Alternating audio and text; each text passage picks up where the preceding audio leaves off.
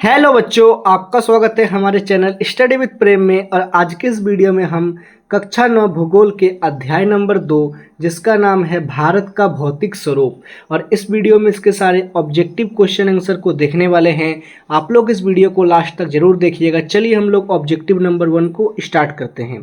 तो यहाँ पर हम लोग का पहला ऑब्जेक्टिव है, भारत का भौतिक स्वरूप मुख्यतः कितने भागों में बांटा गया है। तो जो भारत का भौतिक स्वरूप है ना, उसे कितने भागों में बांटा गया है, तो इसका सही उत्तर हो जाएगा 6 भागों में। कितने भागों में?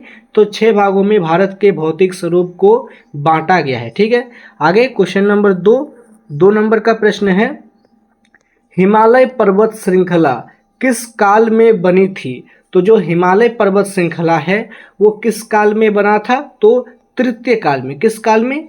तृतीय काल में हिमालय पर्वत श्रृंखला बना था। हो गया। फिर क्वेश्चन नंबर 3 नंबर का प्रश्न है, हिमालय पर्वत का निर्माण किसकी टक्कर से हुआ था। तो जो आज हम लोग हिमालय पर्वत देखते हैं ना, उसका निर्माण किसके टक्कर से हुआ था। तो इसका सही उत्तर हो जाएगा इंडो ऑस्ट्रेलियाई प्लेट और यूरेशियन प्लेट। जब इन दोनों का टक्कर आपस में हुआ था तब हिमालय पर्वत का निर्माण हुआ था। ठीक है, क्वेश्चन नंबर जो 3 है उसका सही उत्तर हो जाएगा ऑप्शन नंबर ए।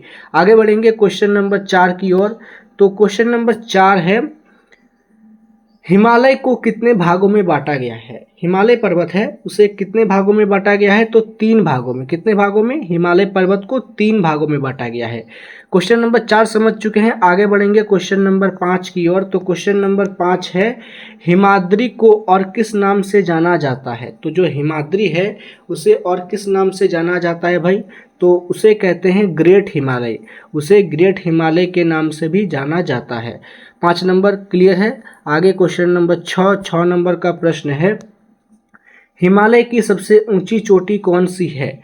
तो हिमालय में कई सारी चोटियां हैं, उनमें से सबसे ऊंचा चोटी कौन सा है, तो उसका नाम है माउंट एवरेस्ट, जिसकी ऊंचाई है 8,848 मीटर। कितना है उसका ऊंचाई?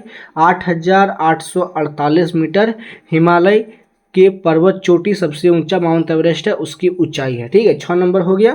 क्वेश्चन नंबर 7 है आगे में। क्वेश्चन नंबर 7 का प्रश्न है, भारत की सबसे ऊंची चोटी कौन सी है।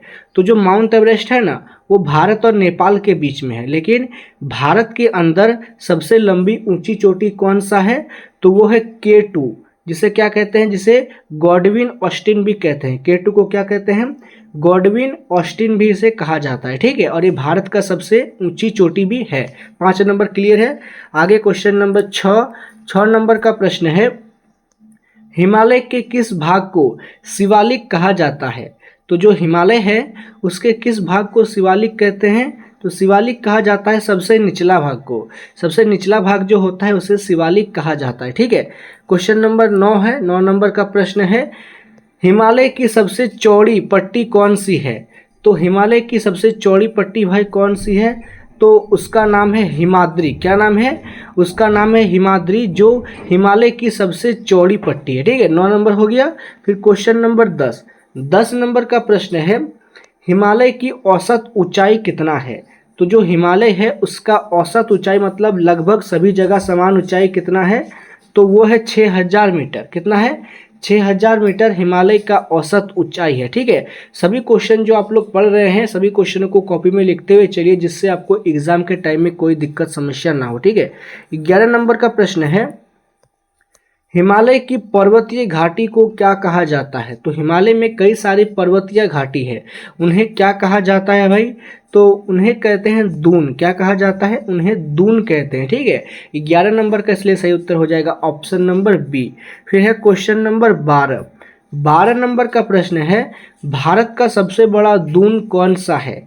तो जो भारत है उसका सबसे बड़ा दून कौन सा है भाई, तो उसका नाम है देहरादून। सबसे बड़ा दून कौन सा है, तो देहरादून, और ये कहाँ पर है, तो उत्तराखंड का देहरादून। ठीक है, 12 नंबर हो गया। क्वेश्चन नंबर 13 है। 13 नंबर का प्रश्न है, किस पर्वत श्रृंखला को पर्वतों की तराई कहा जाता है। तो कई सारे पर्वत श्रृंखलाएं हैं भारत में, लेकिन पूछेगा क्वेश्चन में आप लोगों से कि पर्वतों की तराई किसे कहा जाता है। तो पर्वतों की तराई कहते हैं शिवालिक को। शिवालिक को क्या कहते हैं? पर्वतों की तराई। ठीक है, 13 नंबर क्लियर है। कोई दिक्कत नहीं है। फिर आगे है क्वेश्चन नंबर 14।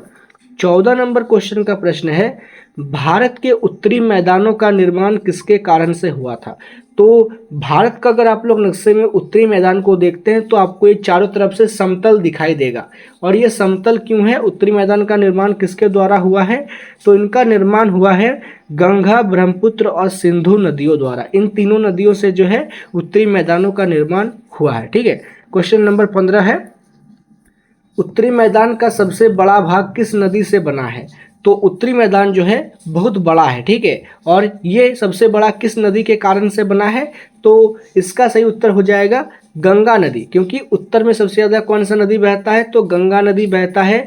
इसलिए उत्तरी मैदान को बनने में सबसे बड़ा हाथ गंगा नदी का ही है। ठीक है, 15 नंबर क्लियर है बच्चों। फिर क्वेश्चन नंबर 16। 16 नंबर का प्रश्न है, उत्तरी मैदान का पश्चिमी भाग किसके नाम से जाना जाता है। तो जो उत्तरी मैदान है ना, उसका पश्चिमी भाग को लोग किसके नाम से जानते हैं, तो पंजाब मैदान।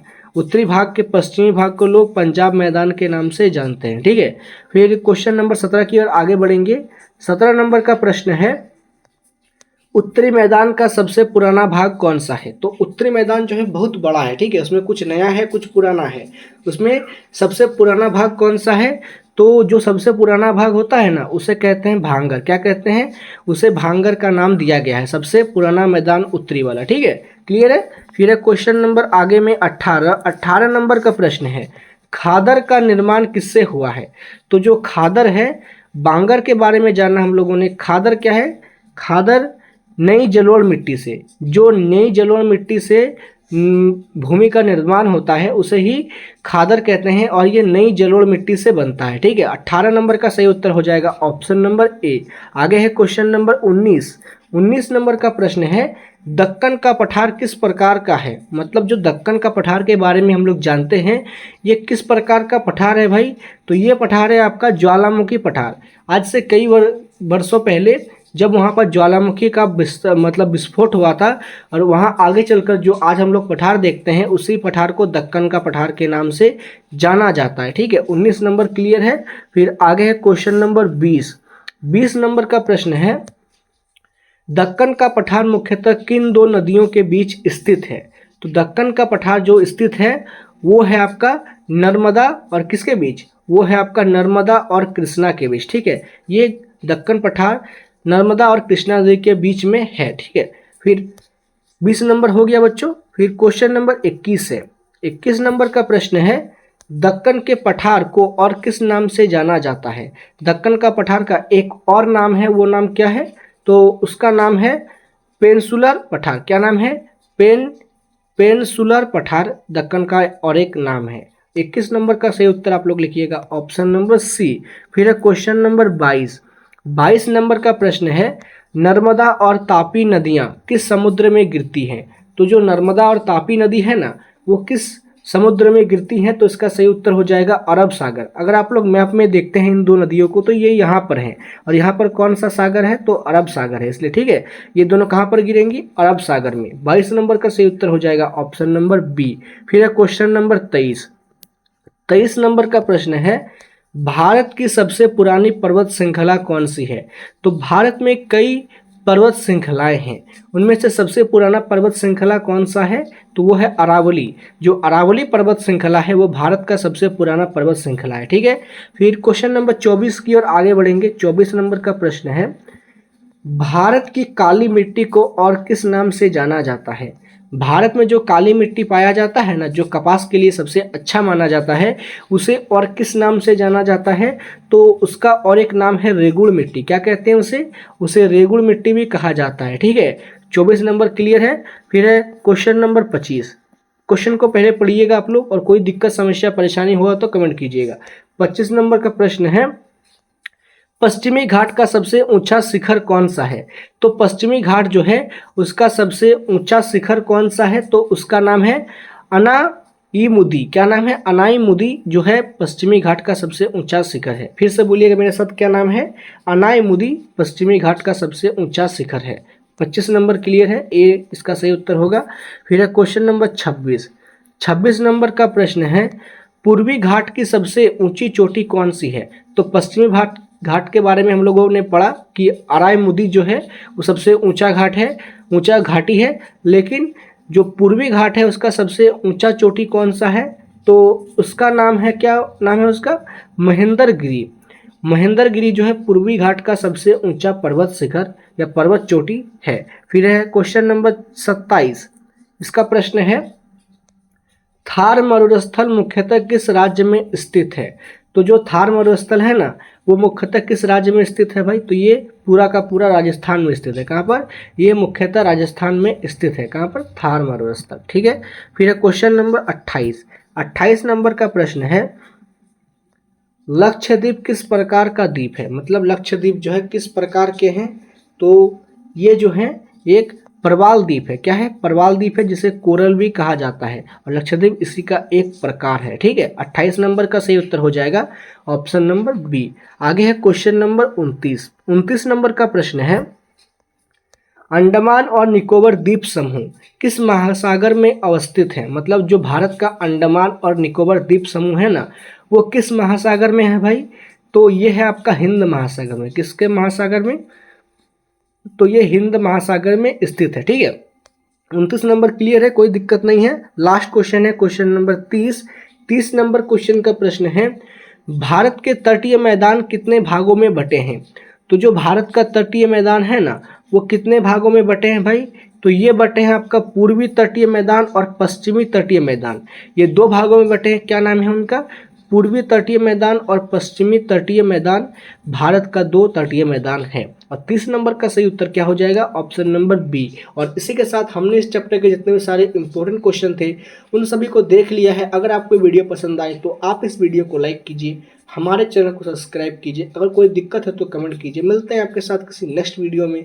जय हिंद, जय भारत।